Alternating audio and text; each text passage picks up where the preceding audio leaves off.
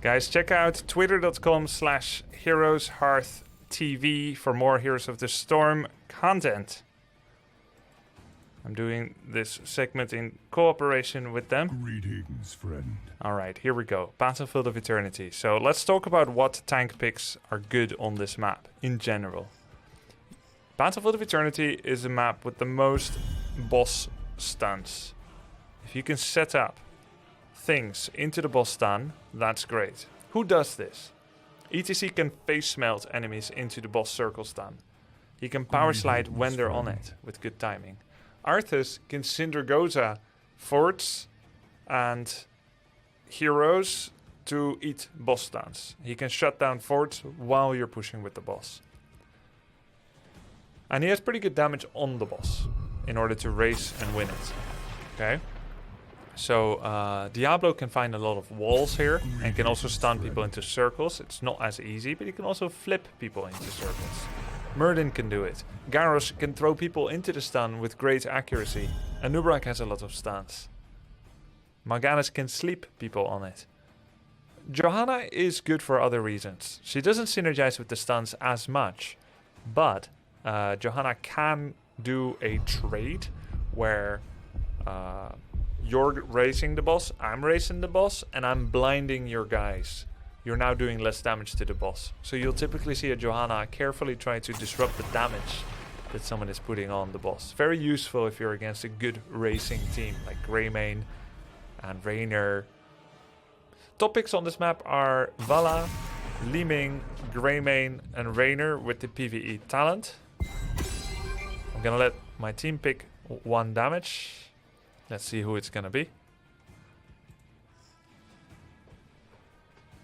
Artanis is overrated on this map.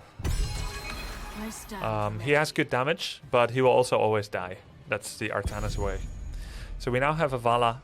She goes Hungering Arrow, single target damage. They have a Hanzo, and they took Morganis, so I can't take him. So I'm thinking ETC or Diablo are good here.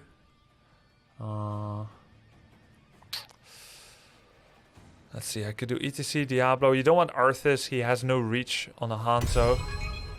I think I'll go for ETC or Diablo. So in this case, my damage dealer is suggesting a Diablo pick because there is a synergy. Diablo is also one of my favorite tanks, so that's all good. Prepare yourselves well. So this is a rather harder synergy between Diablo and Zeratul. He void prisons, you press Apocalypse, he cancels VP, or I time it. He cancels VP to let the Apocalypse be triggered.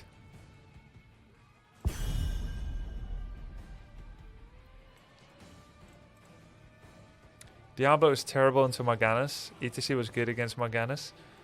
Yes, 3 seconds less than changes before I can cancel.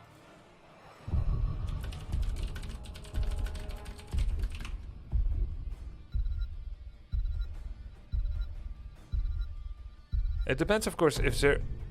Really? There's a minimum stasis now?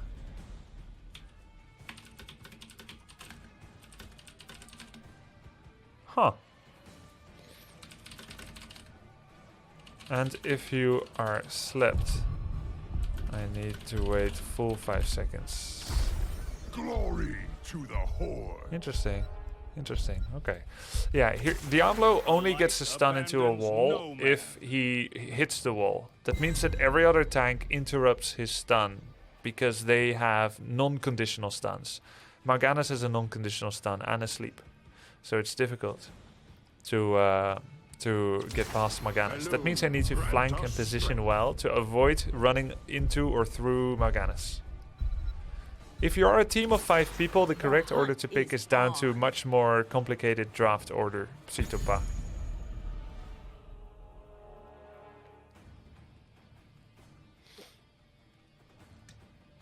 How do you motivate yourself when your team pushes you into a role that you do not want or have played many times in a row already? So it begins. I think you just focus on trying to win with it. And you can also say, I failed the last few games. Do you mind if I pick what role? Maybe people empathize with that. I don't know.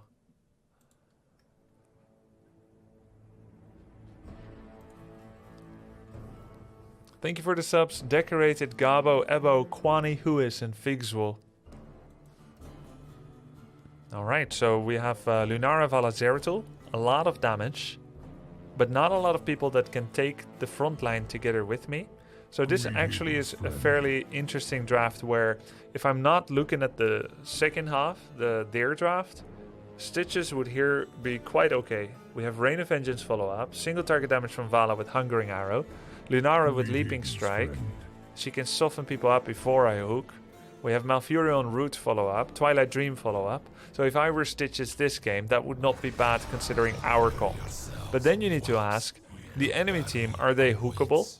Well, they have double support. That means whoever gets hooked will have a greater chance to survive.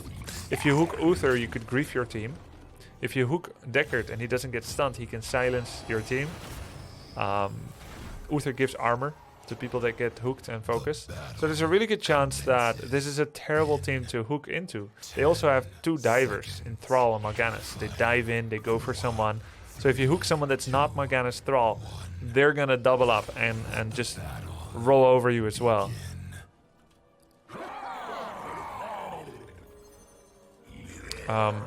Their burst is less, their burst and sustain, because they're double support, so I'm not gonna go Soul Shield. And Devil's Due gives you globes when you're not in the lane. Doesn't give you globes when you're not in the lane, so I'm gonna go for Feast on Fear here. Let's see, they have a lot of quest talents.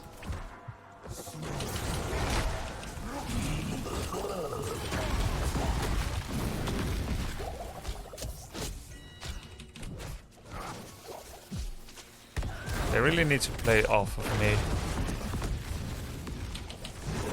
And see, that's the problem with it's actually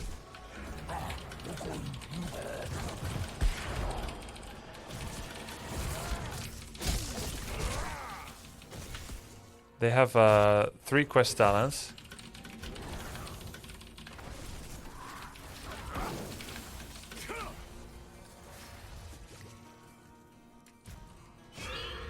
There's no point for all 4 of us to be here when they have that many quests.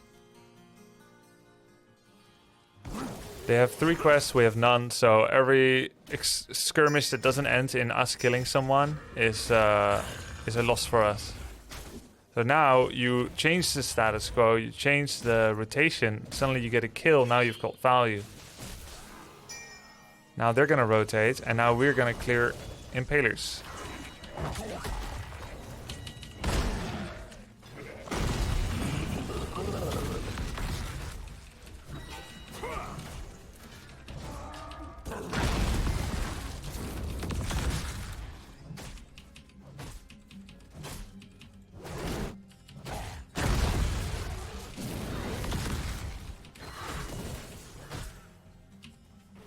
When I get level 4, I gain souls from stunning someone into a wall.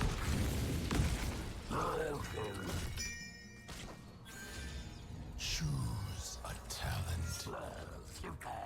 Gonna go Sacrificial Soul.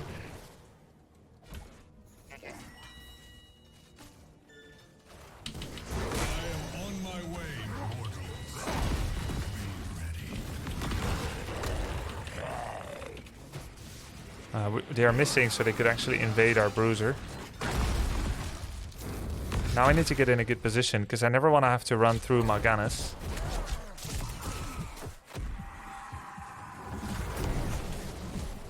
Okay, that's bad. They actually came for the interrupt here on the top lane. I should have rotated safer. I wanted to be the shark, but I got sharked instead. Greetings, friend. They were missing, I knew that.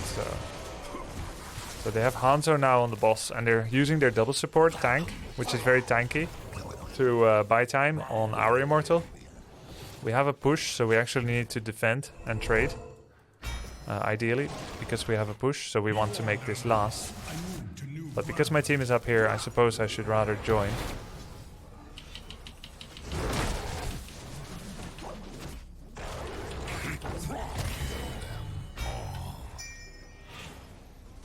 They are leading the race.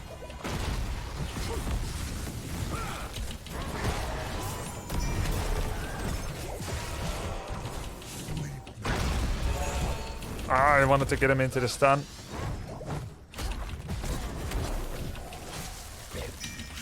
This might be a kill. Nice. Meanwhile, Lunara is on the boss.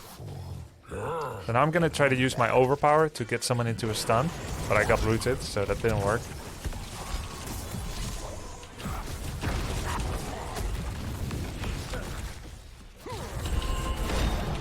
Get him out of the stun was not what I intended. I had a different angle in mind.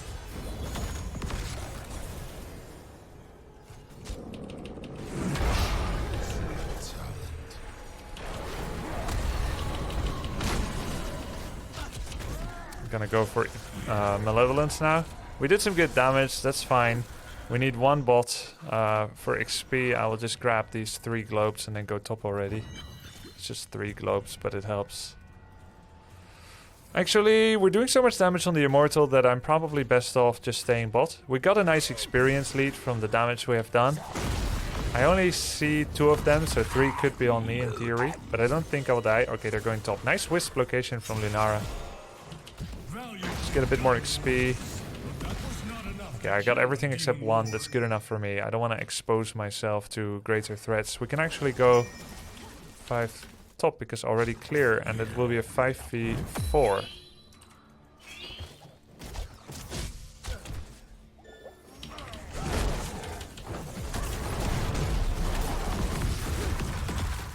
We are all sleeping though. Okay, nice. Very nice. Good job, Zeratul. So I got full souls. Now we can go splitter again. I'm gonna go... That's okay, we don't need to get another kill. He gave me mana. Zeratul's doing bot lane. Gonna protect here. We've got a nice experience lead. Let's see, they have a bunch of quests, but not all yet.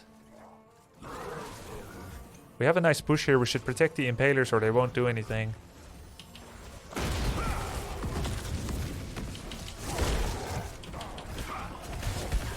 Anymore. Diablo is all about positioning. Oh, that's fantastic.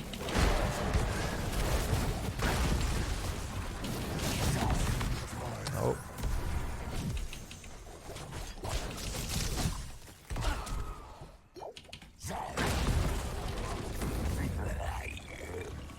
Oh, they're so low. We're giving Thrall a lot of chain lightning damage. We're almost level 10 though, so we should definitely attack now. We are level 10. We can use our ults to defend this. It's always risky to attack because you're fighting against stun circles, which is why you should do it only when you are in the talent lead. Normally, tanks should scout for engage rather than dealing damage. But because we are so comfortable about winning a fight with our level 10 advantage, I can just value add damage. And you note how they are splitting, which is necessary for them to do in order to get up to level 10 before the Immortal will hit. Victory through righteousness. Yeah.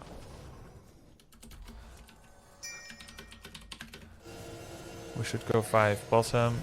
The experience now doesn't matter as much. There is no place where evil can hide from my gaze. Ideally, I want to not walk through Morganas. So I'm trying to, like, go from a flank.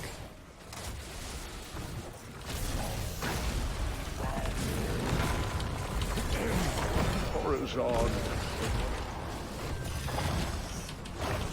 That is worth waiting for. Earthquake is very strong.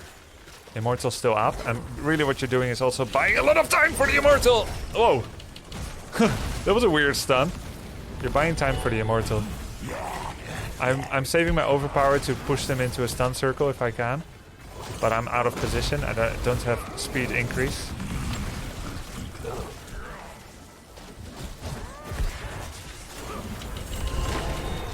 That is one.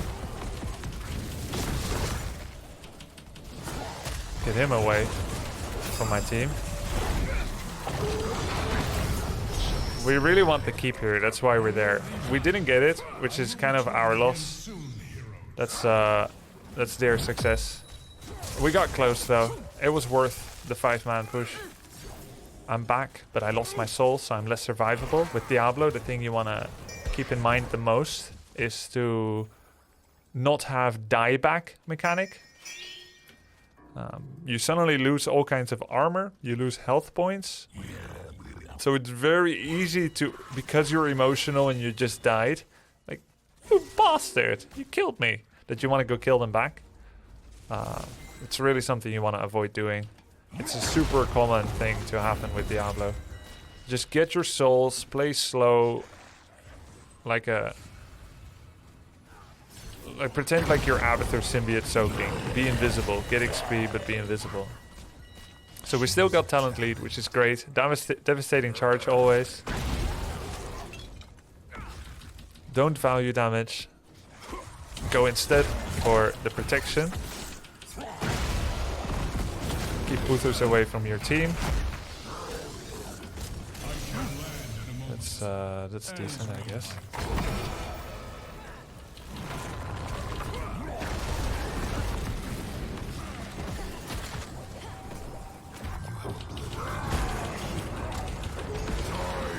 Nice. That should be a kill on Morganas. Wow, he survived. Amazing. Good finish, good finish, good finish.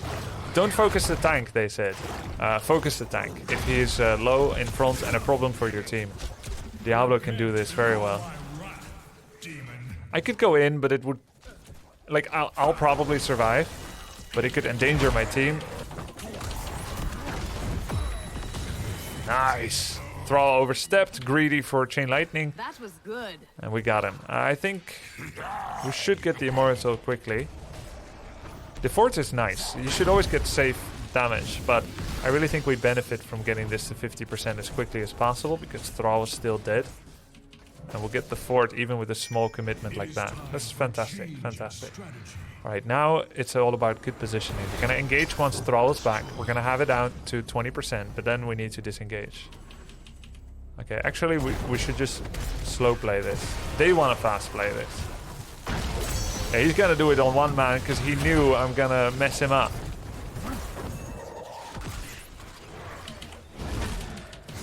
Nice.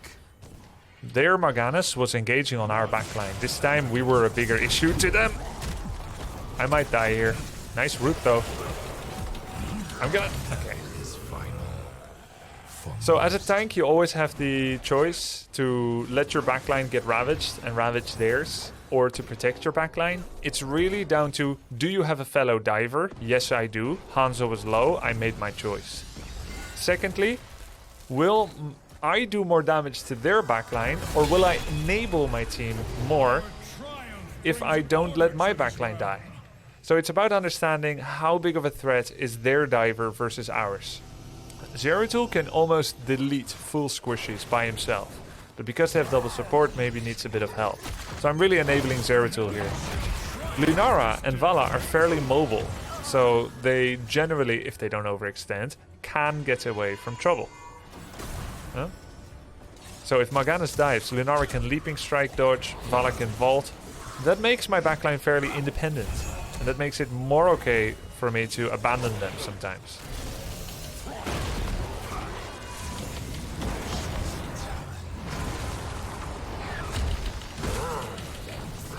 That's a fantastic Void Prison. I'm gonna go for Domination. The boss stun was helping as well, that's pretty incredible.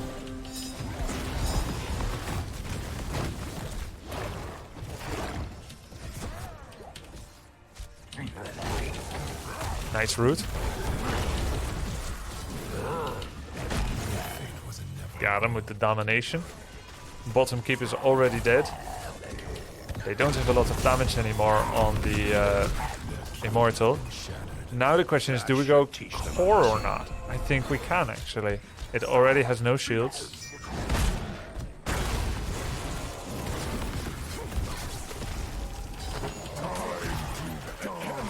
Oops.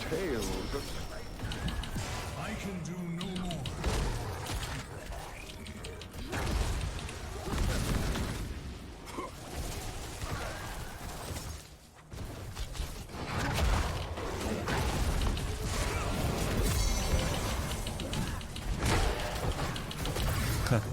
We did a lot of damage on the core. The question is it worth it? We took it from about 90 to 47. Is that worth it, losing 1 or 2 heroes and losing the map control and the souls? I think it's not worth it, but you cannot judge every decision only by its results. You need to think of the average result, which is not easy to understand. This Thrall does not know how to position against Diablo. He keeps putting his back to the wall. And gives me an easy stun on him. I think Vala survived because she's healing with her auto attacks. I don't know. Get him away from my team. That's my team.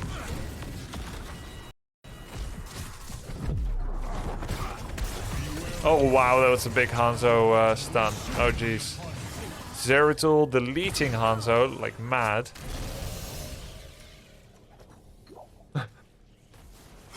I think we leave. I did not position well against Hanzo. I put myself close to a wall as well, which Hanzo abused to get bonus scatter arrow damage on me. Vala survived that because Malf is good. Yeah, Malf has been playing really, really good. So now we have to take a defensive spot. At this moment, this is a perfect situation where the map is 80% in your advantage or more. And when I speak of the map, I mean everything. You're 1.5 levels ahead. You're closer to the next talent tier. You have 4 forwards. They have 0. There's catapult pressure. And it's a boss trade situation. She can poke so long as she does so 100% safe. But that's very hard to guarantee. I am playing at Masters, but and that's why she's probably more safe than you would think. Well done. As long as they're not dealing damage on our boss, we should definitely not deal any on theirs. We have a 80% macro advantage. And that means they want every 50-50 fight that they can take. Even if the fight is 40-60, they still want that 40. So now we're going to defend on our boss point, which is better. I just need vision and then I can delete Thrall!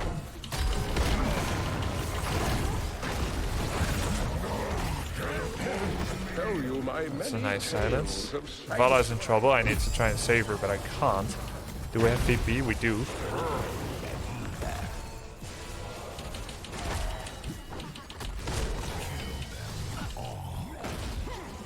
We still have VP. We're still defending on the boss. We're still 1v1, and we have a big boss. We have a big push on the core, so we should keep fighting.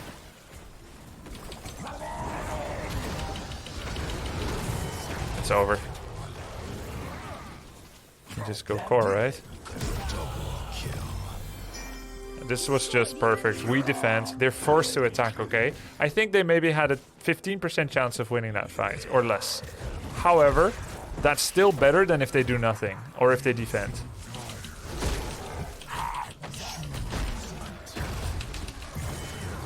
Quickly pick Lord of Terror to finish him. GG, well played. Very nice game. Well played by everyone. Yeah, I can show my specs before quitting. This one is very strong because it circumvents block talents. It's spell damage. And it's just really nice follow-up burst. You also go for armor reduction when you stun people, if you do 5 stuns. And that makes Malevolence deal more damage, as well as your basic damage. I always go for the QQ at 13-16. Great string of stuns and disruption and armor debuffs. And it's just great synergy for 13 and 16. One, I always decide on the map. I go for Globe talent on globular maps, like Dragonshire. Dragonshire, you're consistently fighting for 3 different points. Top lane, mid lane, and bottom lane. Because of that, Devil's Due is fantastic. Same on Infernal Shrines. You're always fighting in lanes, and even when you're going for the Punisher, if you win it, you get 2 globes. If you're losing it, or fighting for it, there's always still a globe very near in the lane. That gives you bonus regen. It's fantastic. So, but Feast on Fear is great on a map that 1, they don't have a lot of spell damage in particular. You don't need Soul Shield. And 2, there's not a lot of globes while you fight. So that's Battlefield of Eternity here.